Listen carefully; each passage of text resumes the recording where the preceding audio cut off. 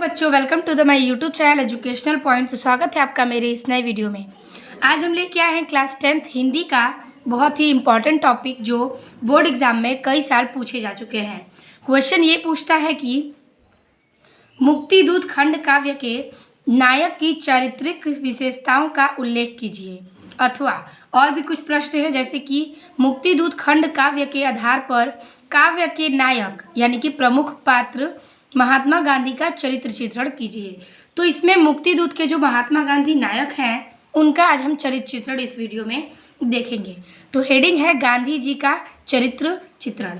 सबसे पहले हमें लिखना है कि डॉक्टर राजेंद्र मिश्र द्वारा रचित मुक्तिदूत, ये जो मुक्तिदूत है वो डॉक्टर राजेंद्र मिश्र जी ने लिखा है नामक खंड काव्य में महात्मा गांधी के पावन चरित्र का वर्णन किया गया है। इस कहानी में पावन यानी कि गांधी जी की जो चरित्र है यानी कि शुद्ध चरित्र, पावन चरित्र, उसका वर्णन किया गया है और गांधी जी इस खंड काव्य के नायक है। तो सबसे पहले हम ये लाइन इसलिए लिखा जाता है ताकि इसके जो रचयिता है उसके पता चल सके और हम जिसके बारे में लिखने वाले हैं उसका पता चल सके।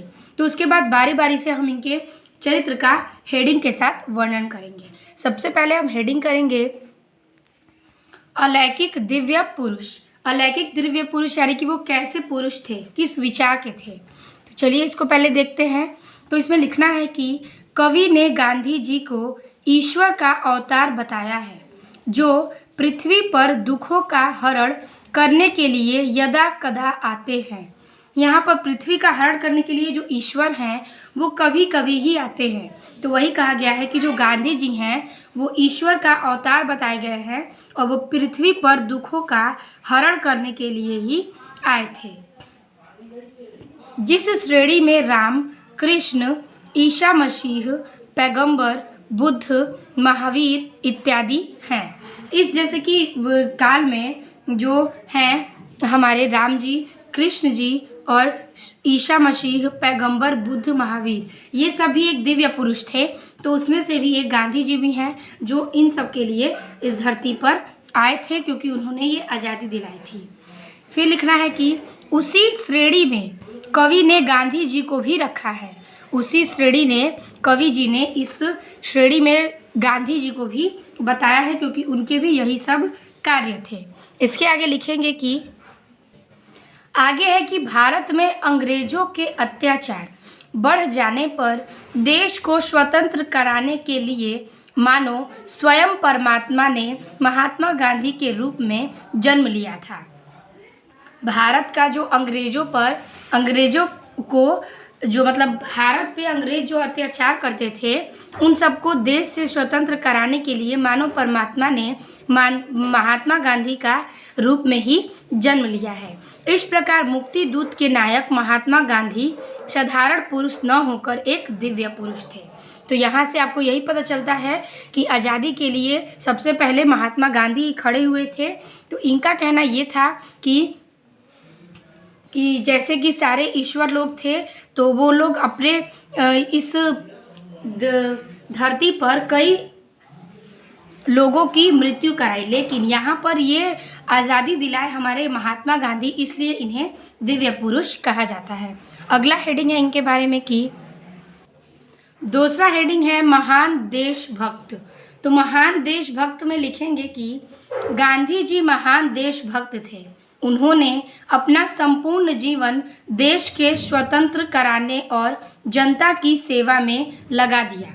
ये जो गांधी जी हैं वो महान देशभक्त थे और उन्होंने संपूर्ण जीवन अपने देश को स्वतंत्र कराने में ही लगा दिया और जनता की सेवा करते रहे। उनका हृदय देशवासियों की दुर्दशा देखकर व्यथित हो उठा था। उनका ये जो हृदय है वो देशवासियों की दुर्दशा देखकर, मतलब उनके अत्याचार देखकर उनका हृदय व्यथित हो उठा था। उन्होंने जीवन की अंतिम श्वास तक देश सेवा करने का जो प्रण लिया था उसे भली प्रकार निभाया तथा सारा सुख एवं वैभव त्याग कर अपना जीवन भारत को स्वतंत्र कराने में लगा दिए। यहाँ पर जो उनका अंतिम सांस था वो देश की सेवा के प्रण में ही चला गया और उसे भली प्रकार निभाया और सारा सुख वैभव लगा दिया अपने जीवन का अपने भारत को स्वतंत्र बनाने के लिए। तो ये थे महान देशभक्त में। अगला हेडिंग है, तीसरा हेडिंग, हिंदू मुस्लिम एकता के समर्थक। तो हिंदी मुस्लिम एकता के समर्थक में हमें क्या लिखना है? तो गांधी जी ने सांप्रदायिक वैर भाव के कट्टर विरोधी थे। वो सांप्रदायिक यानी कि वैध भाव यानी कि एक दूसरे के प्रति वो ईर्ष्या या फिर उसके बीच बंटवारा नहीं रखते थे, इसके लिए वो कट्टर विरोधी थे। उन्होंने स्वतंत्रता संग्राम में हिंदू मुस्लिम दोनों को एक साथ लिया था। जब ये स्वतंत्रता के संग्राम में थे तो उन्होंने हिंदू मुस्लिम दोनों को ही एक साथ रखा था। उन्होंने हिंदू और मुस्लिम एकता का अथक प्रयत्न किया। 9 आखली में हिंदू मुस्लिमों के सांप्रदायिक दंगों के समय उन्होंने प्राण हथेली पर रखकर शांति का प्रयास किया था। यहाँ पर जो नौअखली के हिंदू मुस्लिम थे उनकी सांप्रदायिक दंगों में उन्होंने प्रण हथेली पर रखकर शांति का प्रयास किया। ठीक है, फिर आगे कह रहा है कि वे हिंदू मुस्लिम को एक डाली पर खिले फूल समझते थे। वो हिंदू मुस्लिम को एक ही डाली के खिले हुए फूल मानते थे और उन पर उन्होंने एक लाइन लिखी है जो ये है कि मुझे लगते हिंदू मुस्लिम एक ही डाली के 2 फूल। मतलब कि मुझे लगते हिंदू मुस्लिम यानी कि हिंदू मुस्लिम जो अलग अलग हैं वो उन्हें लगते थे एक ही डाली के 2 फूल, एक ही माटी के 2 रूप, एक ही जननी के 2 लाल। तो क्या सुंदर लाइन है ये।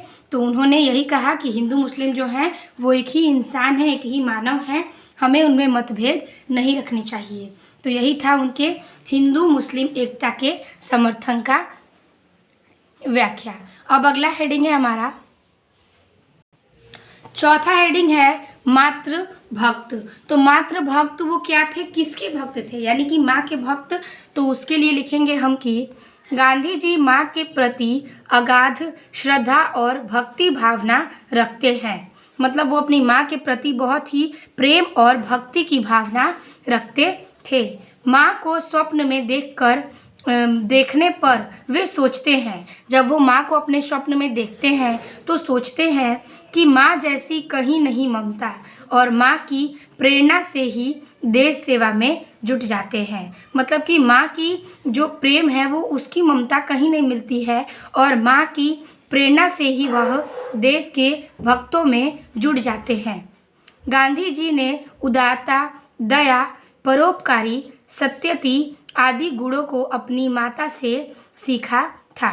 वो सब ये सब गुण अपने माता जी से ही सीखे थे। जो माँ अपने बच्चों को सिखाती हैं उसी प्रकार से गांधी जी भी अपनी माँ से ये सब सीखे थे। और उनकी माँ ने स्वप्न में यही कहा था कि वह देश की सेवा करें और देश के लिए खड़े रहें।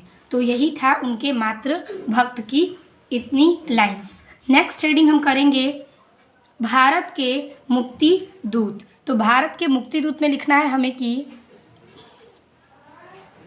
महात्मा गांधी ने भारत को अंग्रेजों से मुक्त कराने के लिए भारतीय स्वतंत्रता संग्राम का कुशल नेतृत्व किया। जो महात्मा गांधी हैं वो भारत को अंग्रेजों से मुक्त कराने के लिए भारतीय स्वतंत्रता संग्राम में, ठीक है, वो अंग्रेजों से मुक्त करने के लिए भारतीय स्वतंत्रता संग्राम में कुशल नेतृत्व किया। उनके 30 वर्ष के सतत प्रयासों से भारत की मुक्ति का स्वप्न पूर्ण हुआ। उन्होंने 30 वर्ष तक सतत प्रयास किए और फिर आखिरी में भारत मुक्ति का उनका स्वप्न जो है वो पूरा हुआ। उनके कुशल नेतृत्व में परतंत्रता की श्रृंखला टूटकर छिन्न भिन्न हो गई और भारत 15 अगस्त 1947 ईस्वी को स्वतंत्र हो गया। मतलब कि उनका जो स्वप्न था वो 30 वर्षों के बाद पूरा हुआ और कुशल नेतृत्व पर परतंत्रता की श्रृंखला टूटकर छिन्न भिन्न हो गई थी और भारत 15 अगस्त 1947 ईस्वी में स्वतंत्र हो गया। अतः निश्चित ही वे सच्चे अर्थों में भारत के मुक्ति दूत थे, इसलिए उनको मुक्ति दूत कहा गया। ठीक है, ये हो गया हमारा 5वां हेडिंग। अब लास्ट हेडिंग है हमारा 6 हेडिंग। तो 6वें हेडिंग करना है हमें मानवीय गुणों से भरपूर। तो मानवीय गुणों से भरपूर में हम लिखेंगे कि गांधी जी का चरित्र उनके गुणों का भंडार है। मतलब उनके में इतना गुण था कि वो एक भंडार की तरह उनका चरित्र था।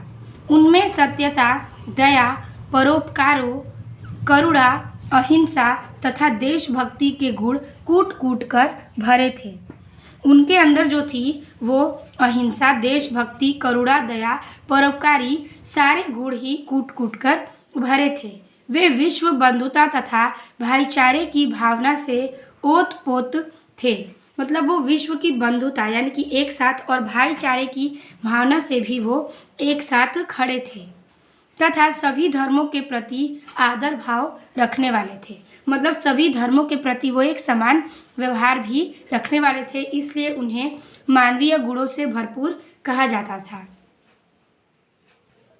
तो ये हो गया हमारा 6 हेडिंग पूरे उनकी चरित्र की व्याख्या के साथ। तो आई होप आपको ये सब समझ में आया होगा। बहुत ही ईजी है, आप तुरंत इसे याद कर लीजिए और नोट कर लीजिएगा।